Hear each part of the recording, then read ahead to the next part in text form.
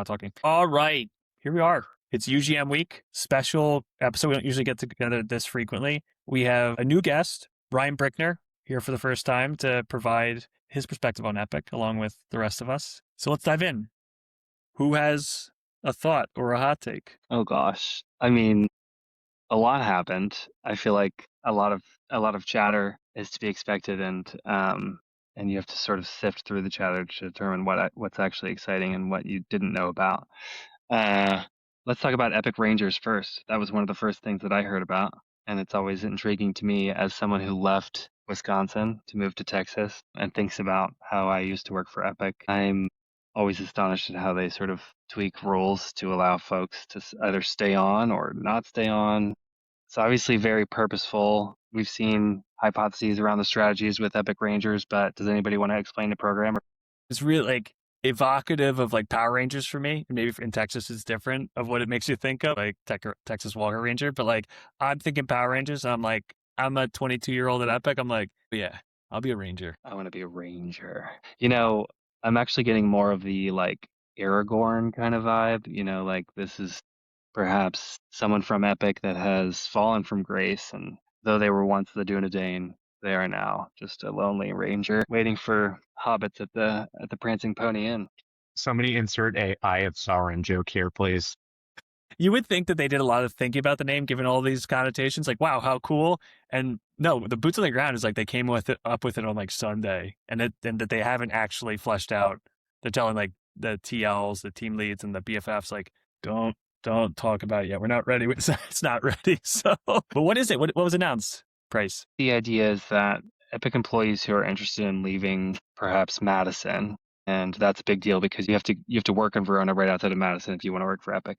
But those who want to leave could potentially sign long-term contracts with Epic customers to continue supporting them. Question mark, as an Epic employee, getting paid by the health system, sort of hard to determine. But I've seen whispers, you know, the ex-Epic Slack channel and things like that, Brendan. Well, maybe this is a way to allow Epic staff to sort of go forth, go elsewhere, move back to maybe where they're home from, and then leverage all of these AI tools that are going to help create configurations and do sort of system setup and things like that for Epic clients to be like ultra analysts, if you will. They're going to have the power. Maybe they are Power Rangers because they'll have the power of multiple analysts by being, you know, plugged into Epic and aware of internal happenings, but sort of full time for a particular customer. So quirky little announcement in the midst of all of the actual product announcements that they made. Brickner, you are the freshest from Epic. Would the Ranger opportunity, would it have retained you? I don't know if they could have found a good enough position to retain me any longer, but I definitely think it's a very exciting opportunity. And I think it's really interesting how it plays with their overall AI strategy, because it seems like the underpinning of the program is basically all of the kind of grunt work that analysts do right now is going to get automated away. So these analysts are going to start to become much more strategy oriented, much more big picture oriented. And Epic is saying, hey, since this is going to become more of a specialized role, here's some more specialized folks that we've trained and that we trust on our side to do this kind of big picture thinking. Here you go and upgrade your health system even further. So not for me, but I think it's an awesome direction to see them going. Yeah, and it's like, okay, maybe they saw just some of like the non-compete stuff. Not really, but like at least there's more opportunities for people. Certainly they upped their beef with Palantir. Like this is their forward deployed engineer, and they even did like a snarky tweet about it. So we shall see. They also said, oh, we have 320,000 people apply annually for jobs at Epic, as if it's a flex. I don't think it's a flex. I don't think it's related here. I think it's like AI has meant that the marginal cost of applying to a job is almost zero. And so every company is flooded by crap applicants. And so like, it's not like there are 320,000 people that are just tremendous applicants. They just have people that are bots that are firing off 20 applications at a go coming out of, you know, Madison, UW, or Notre Dame, or wherever they're coming from. What else did we find interesting? The Ergo announcement. Obviously, Judy spent a ton of time there. And Ergo, I think of it, or when I read about it, as an orchestration layer on top of a bunch of different existing products and potentially workflows that you could build yourself. My big question coming out of it, it seems as the only person who hasn't worked at Epic here and hasn't been a part of a UGM, that they're going very much like, we're going to control every aspect of our customers' workflow, but Ergo sits directly on top of EHI. And so the question for me is, does this mean everything that you can do in Ergo has to be made available to third parties because of the information blocking laws? And potentially EHRs that try to become particularly insular actually erode their advantage of working with their customers on non-EHI centric workflows. And maybe there's a place for headless EHRs in our future. Anybody excited by the words I said? I have thoughts, but Price, you're smiling. No, I want to hear you. You mix together Agent Factory like stuff, which is they're like build with agents that people are super excited about, and not as much. No code builders have a long and torrid history of underperforming, but AI could fix them maybe. The Ergo stuff, I think you're right. It is a rebrand of like some art stuff and other AI things they've been doing, as well as like the up-to-date partnership for clinical intelligence that's in there. So like it's a rebrand to your point, and it does beg the question, if API features of EHI Exchange is enabled for the internal bundled solutions of Art or Emmy or Penny or Ergo or you name it, do third-party applications have equal equivalent access to do the same things and have the same data? And that will be the great test of our time, both for Epic and every other EHR subject to information blocking statute.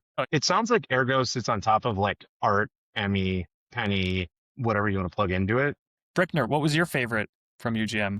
So definitely biased on this one, but I think the ability for Emmy to make post-discharge calls to patients is a huge step up for a lot of care coordination workflows. Like one of the single most expensive parts of our healthcare system is patients that get rehospitalized because nobody followed up with them after their first hospitalization to make sure that they're not right back in there 3 days, a month, a week later. And having the ability to automate these workflows instead of having somebody spend time on the phone again and again and again is going to really let them, one, follow up with these patients and get them the care they need faster.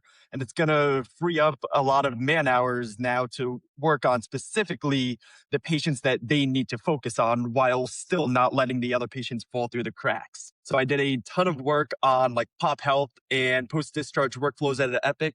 So tiny bit biased, but I love the direction that that's going in. And Price, what was your favorite? We've now mentioned two things in a row that sort of piqued my interest because I'm like, there's another vertical of solutions that Epic is, sort of trying to box out. And of course, Epic is going to say they're focused on their customers and providing them all the tools that they need. But, when I'm hearing about the post-discharge calls, I'm thinking about, some of the automated or AI care navigation products on the market today, hearing about like the fact that they're going to start taking payments. What was that? They're doing payment transactions now so that they can like potentially box out payment on-ramps for their customers. They are moving into autonomous coding, which was particularly surprising to me because, Brendan, we talk about how Epic is a massive system of record and they have tons and tons of experience in the operations of the space, but oftentimes, sort of aligned with your comment about them partnering with UpToDate, they're looking to outsource someone who's going to do crunching and machine learning on what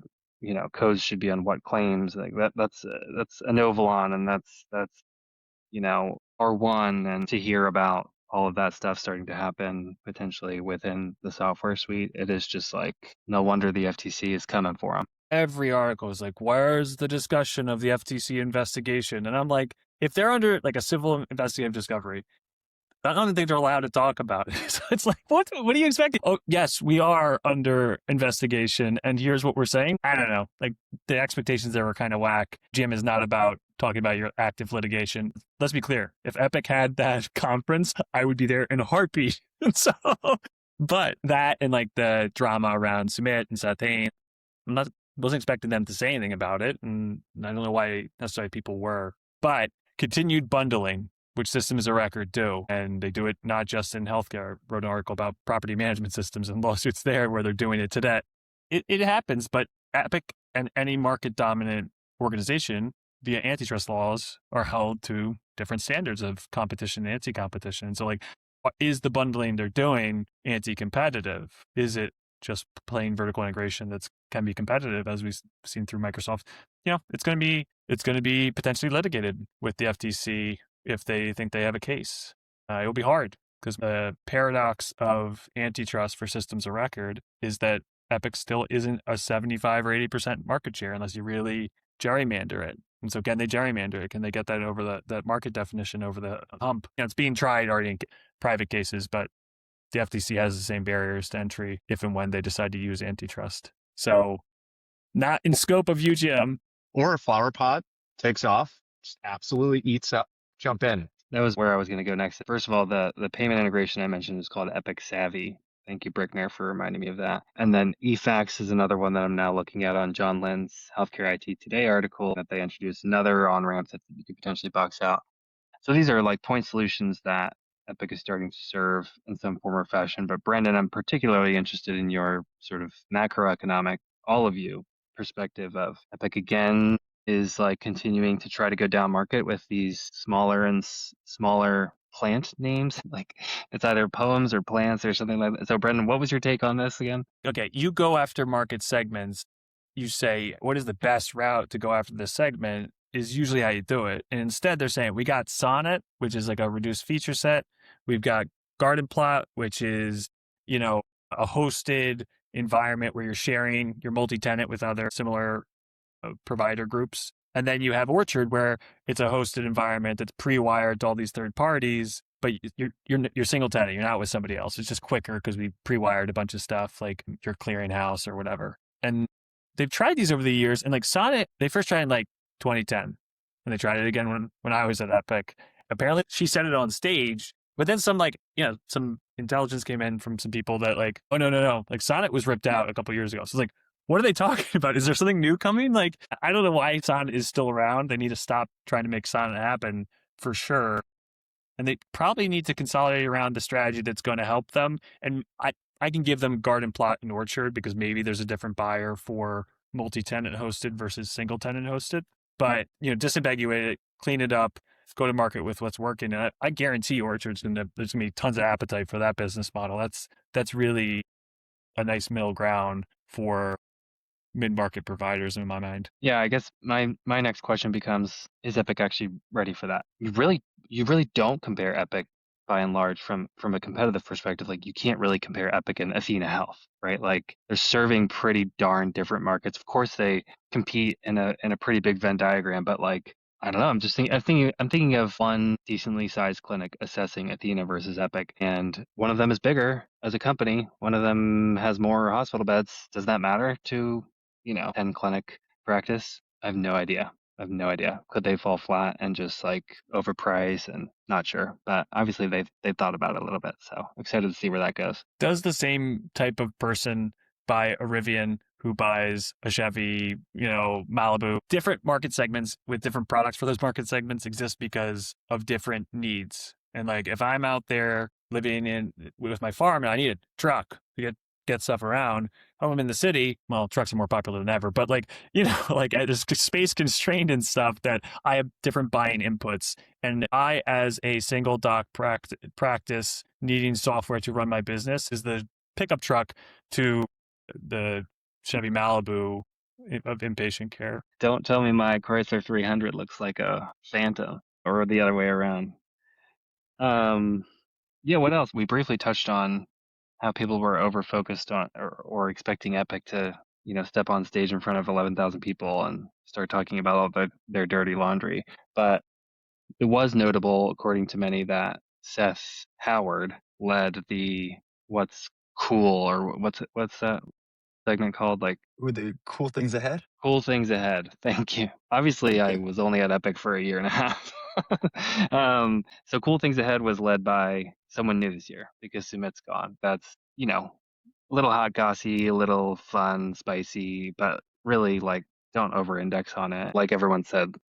You can index on it a little bit in the sense that Seth Howard was one of the ones you would have rumored before. He was a known leader. and that was like on stage and doing stuff in different capacities. Like he was before the big four were announced, he was in the running. Like he was on the Kalshi thing pretty high. Garrett was present and he presented, I imagine, internally a decent amount.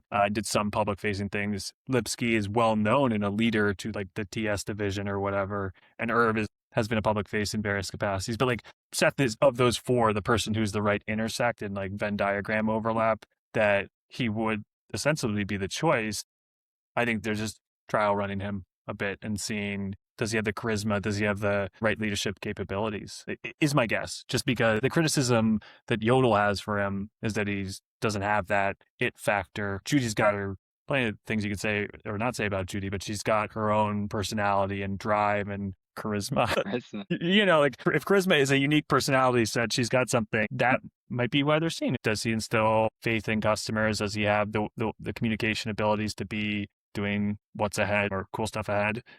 There's more credence to that than there was a couple of weeks ago, but I think they're going to, in different capacities, try out leaders and figure out a go forward plan in the months to come. Yeah, and credit to Seth Howard.